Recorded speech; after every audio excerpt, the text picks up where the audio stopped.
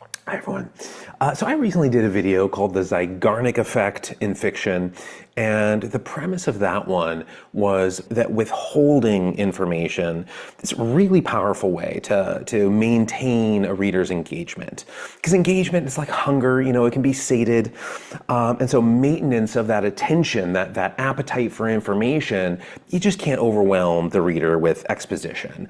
In the same way that high-end restaurants aren't usually buffets, where people cram as much starchy sustenance into their mouths as they possibly can in an effort to beat the house. For $15, can you consume $16 worth of, discount, being like dollar per pound caloric substrate? If so, like fancy restaurants don't usually do that. I mean, if anything, you're just hungry the entire time you're there. Obviously, there are exceptions to this. There's the steakhouse that serves an eighth of a cow, and if you eat the whole thing, you get it for free. It's like that Game of Thrones scene. Yeah, but that's not really about the food. Yeah, that's more about the challenge. It's a gimmick, like eating that giant turkey leg with no utensils while knights are jousting 20 feet away. Your attention isn't really on the flavor of the meat in those settings. And especially with the steak, because about 10 bites in and you're no longer hungry. 10 more, it does not taste good. 10 more, you're nauseated. And there's only 40 left to go to finish this thing. Otherwise it's $100. You got to dig deep and put your will to the test in those like Michelin 3-star restaurants do not stuff the diner in that way. And the same is true with exposition. A good writer is giving Michelin-sized doses to the reader. There's a million examples of exposition done well. I mean, say what you want about J.K. Rowling, but she waited until book 6 to do the big backstories. Indiana Jones in Raiders of the Lost Ark, that begins in a jungle. For 10 minutes, it's action. It's more about the expedition than the exposition. And, other than one guy screaming, there isn't even a line for 2 minutes. And then after that, it just, okay, sure, cut to Indy at the university, let's do some back. It's actually, University of the Pacific is where he teaches. It's called something else in the movie, but that's where I teach. That's the university where I teach. But the point is, withholding for 10 minutes strengthened the subsequent exposition for Indiana Jones, and withholding for 5 books, those readers were ravenous by the time Half-Blood Prince, arrived on the store shelves. And a ravenous reader is going to find every sentence delicious, every paragraph and chapter. Those taste good, by the time they open that book. But today's point, moving forward, is that there are 2 different kinds of exposition. There's the bones of the story, the basic architecture. Where does this story take place? Let's get a lay of the land. Who populates that land? Cultures and bestiaries both. What are the rules of engagement? Maybe it's romantic, maybe it's political or magical. What are the relevant laws of interaction here? When does the story, take place? If there's traveling, if they don't just all reside in one spot for the entirety of the story, let's be consistent on matters of time and distance, so we don't end up with White Walkers teleporting around the end of Game of Thrones. They just rocket across huge distances for the sake of narrative convenience. The impracticality, probably impossibility of that, that's all I could pay attention to. Hypothetically, let's say it's 600 miles from the Wall to Winterfell. Okay, the house I grew up in is 600 miles away from this house, from where I live now, and it takes me 9 hours to drive on the highway the entire way. I'm speeding a little bit. So if I were walking, if this is whites marching through the snow, and they just blast their way there in a couple of episodes, that's gonna take me out of it. I mean, it's gonna draw my attention away from the drama because it's just not realistic. But all of this is structural exposition, right? It's the bones of the story. The architecture has to be sound. The coat hanger has to be fully built if you're going to hang the narrative on it in a secure way. And that is the other type of exposition, the heart of the story and the heart of the characters, the real conflicts those characters are working through. This is where withholding will increase the reader's engagement. So go ahead and serve them a couple of appetizers, give them some information, but maybe hold back on that main course just to keep them emotionally hungry enough to keep ordering more, paragraphs and chapters, to keep them engaged, keep them reading. And now this is something I've talked about in the past. There was a conversation I had with James Mills in early August of 2025 where I got into some of these concepts. The whole conversation was over 3 hours. I'm not just gonna spam you with it here, but I'm gonna take a segment from that conversation and show it to you now. And so the interest, when I'm inspired, I can see the amazing writing that's coming out of me. I understand that this is good. I like this. Other people will like this. And I don't think it's a skill you have immediately, but as you progress as a writer, you learn to understand when your writing is good and when it's not. It's not ego, it's fact. It's this is well put together, and maybe not fact, but it's. I know what you mean. There's truth. There's something real there. Oscar Wilde had that line about. I started as an art major. In art, it's draw what you see, not what you think you see. Is the rule. And then Oscar Wilde had that update too. Is like, draw what you see. Fine. I'm obviously paraphrasing. His quotation was pretty much perfect, as most of his were. But that's a fine rule in art. But what's more important is to see what is worth drawing. To see what is right. And it's the same thing in writing. You can start to see what is worth writing. At first, you just say everything. Voltaire had that line about, again, I'm paraphrasing because I don't know the quotation, but thematically, it was like, if you want to bore people completely, say everything.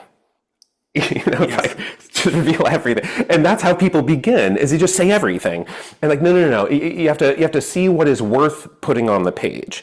Now, I think mysteries, what you conceal matters. What you hold back matters. And so a lot of what I do is I put things on the page that are kind of tedious because I don't want people to pay attention to that stuff. People pay attention. I mean, just find any, today we're just rife with it today, but conspiracy theories.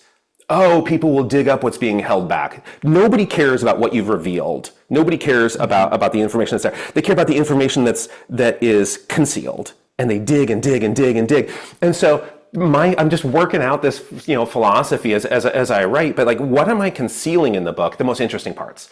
Because I don't want to conceal the boring stuff, because then there's no reason to reread this. There's no reason. Patrick Rothfuss, I feel like, did a really good job of concealing the interesting parts and putting some of the boring stuff on the page. And it's written in a very poetic way. His control over language is very impressive. But there's a lot of boring facts on the page, and what he's concealing is the good stuff. And so I'm doing the same thing. I'm not comparing myself to Patrick Rothfuss, but in principle, in theory, all of the good stuff. I mean, I have to tell you, I'm not telling those parts because that permits people to read. Oscar Wilde also had a quotation about, if it's not worth reading twice, it's not worth reading at all. It's something like that. Now, granted, this is 120, 130 years ago when he said it. There's a shortage of books. There's a shortage of entertainments. It's a different world. I get that there's a lot of additional commentary that could accompany that quotation, but a lot of these, whether it's Lord of the Rings, Name of the Wind, stuff like this, I mean, I've read like 15 times, and I get something new out of it. In the same way, when I listen to music, some of my favorite albums of all time, I didn't like the first time I heard it. I mean, Pearl Jam's Vitology, that was the first time I was like a teenager. And this is the first time I realized things are complex. And simplicity will strike you once, and the second cut, is not the deepest. The Sheryl Crow, in the words, the first cut's the deepest. Yeah, if the first art hits you the deepest, that's simple, and that's not for me. That's kind of pop music, quantized pop music stuff. Vitology, the first time I heard it, I'm like, I don't like this. Their first two albums, I loved, 10 and Verses. Man, Vitology, I'm like, I don't like it. And then the second listen, I'm like, okay, I guess I understand it a little bit. Third listen, it's starting to connect. There's particular songs or parts. There may be a chorus here and there, a lyric here and there. But it's like the 10th listen, I'm like, this is their best work. They took that long for me to really appreciate. I do the same thing with novels. I do this. I've been going through Great Gatsby again, which actually is not my favorite Fitzgerald work. This Side of Paradise is, but every 3 or 4 years, I'm like, you know what? I'm going to read Gatsby a couple of times. So I've read Gatsby like 3 times in the past month. And it's not perfect. I mean, when he talks about Eckelberg, they're like driving through the Valley of Ashes, and there's this billboard with Dr. T.J. Eckelberg, and he says like, his retinas are a yard high. Like, what do you mean retinas? Now in the 1920s, there's not easy access to what a retina is, but you can't see a retina on a billboard. Maybe he's talking about the pupil or iris or sclera, something that would be visible, not a retina. And so the book isn't perfect. But oh man, structurally is it so sound? The sentences themselves, what he reveals and conceals, there's magic there. There's real art there. And I don't know, I've sort of lost the train of thought has gone through so many different areas from where it began that I feel like I've gone through my own Valley of Ashes here. Okay, so that's all the clip I'm going to share. But at some point in it, I referenced Oscar Wilde, one of his quotations, and it would feel unjust not to read it in full, so I'm going to do that now. It comes from The Decay of Lying. This is my 1894 edition, second printing. Cyril, there is something in what you say, and there is no doubt that whatever amusement we may find in reading a purely modern novel, we have rarely any artistic pleasure in rereading it. And this is perhaps the best rough test of what is literature and what is not. If one cannot enjoy reading a book over and over again, there is no use in reading it at all. So good. It's so clever. Oscar Wilde always was. But it sets up today's topic, which is the cryptoscopophilia sort of technique or just the philosophy as it applies to fiction writing. For this, I've decided to write a journal. I haven't done one of these in a while. I was due. It's time. So here's my journal. Journal 96, Saturday, March 21st, 2026, the cryptoscopophilia technique in fiction. Hi, everyone. Each year, as December winds down, my wife and I accompany my parents on a drive around their small town to look at Christmas lights. Ooh, that one is nice, one of us says. Very traditional. I wonder how much their electric bill will be, someone else says, while pointing at another house, which has 3 generators powering a well-populated North Pole stretching from porch to street. The cliches continue in a very sweet and sentimental way until I see a house with its indoor lights on. Maybe there's a tree lit up in the living room. That's where my gaze begins. I don't even notice the Rudolph at the manger scene on their lawn. I'm way too busy inspecting the inside of their house. The dining room table is set for 6 people, but there's only one person sitting at it, all by himself. What do you think the story is there? I don't actually ask that question out loud, but I wonder. And I keep wondering long after I've commented on the next house's icicle lights and particle board Grinch. Everyone does this. So everyone that it has a name.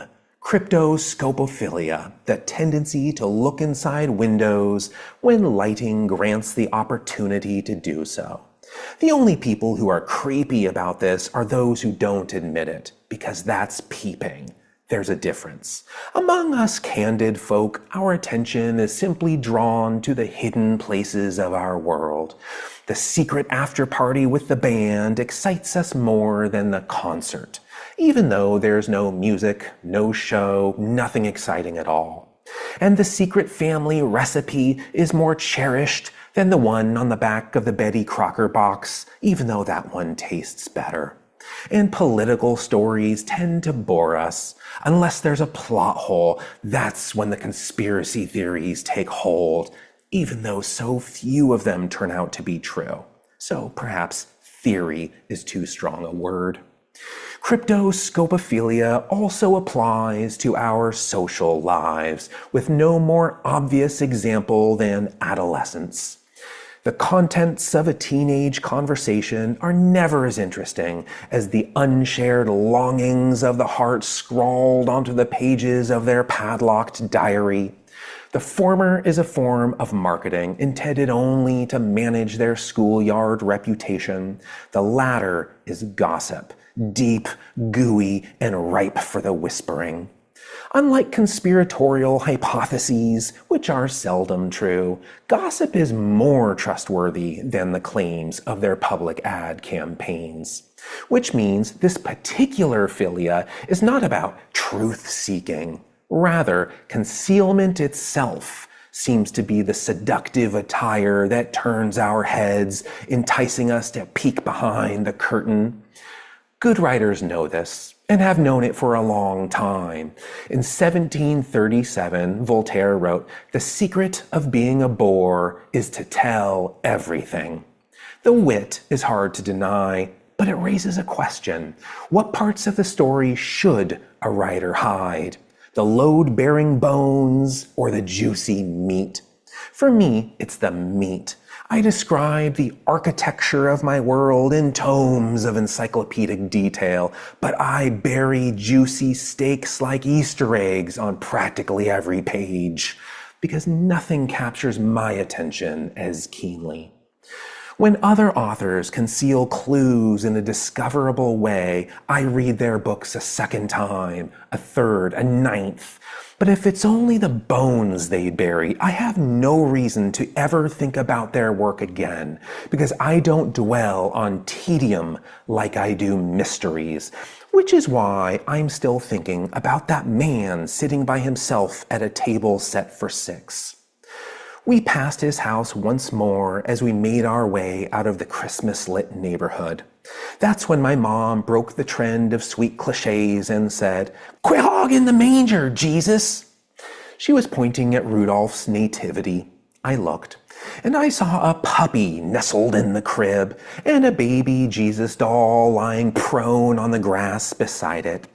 "You'd think we would have noticed that on the way in," I said. Okay, that's all. Obviously this conversation could go on indefinitely, in infinite directions with infinite applications. Some people take it too far.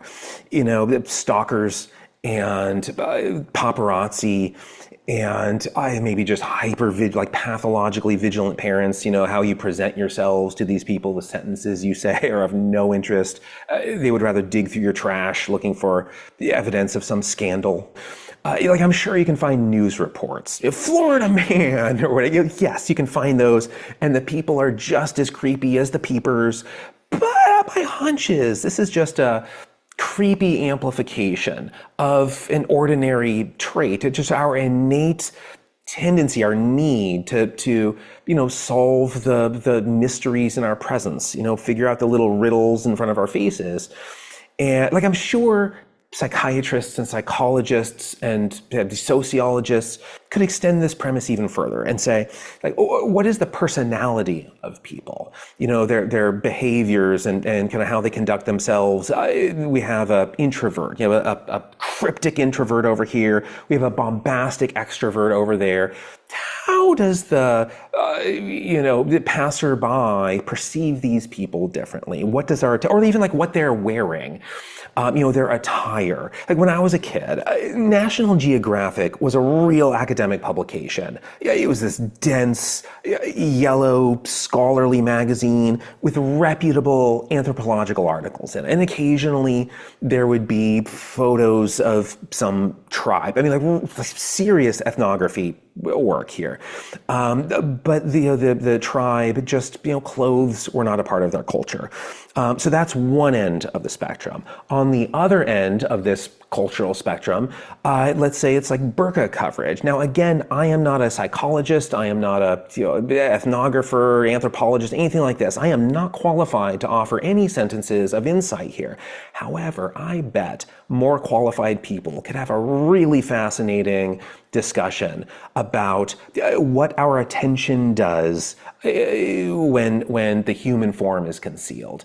And if we take this same concept, this concealment spectrum, and apply it to fiction, apply it to characters, how much do we reveal, in their backstory, their habits, their hopes and fears, their strengths and weaknesses, appearance, all of this, how much do we reveal, put on the page, disclose to the reader, and how much do we hold back? But this feels like a conversation for another time. It's sort of an entirely new subject. So I'm going to leave that one behind the curtain for now. I will get to it in the future. In the present, I hope whatever you're paying attention to, your dials are tuned such that your dopamine is just bubbling up, and page after page or hour after hour, you are in like a non-creepy, healthy way. You sort of lose track of time and get that dopaminergic attention. That's what I hope. All right, I'll see you next time. Bye.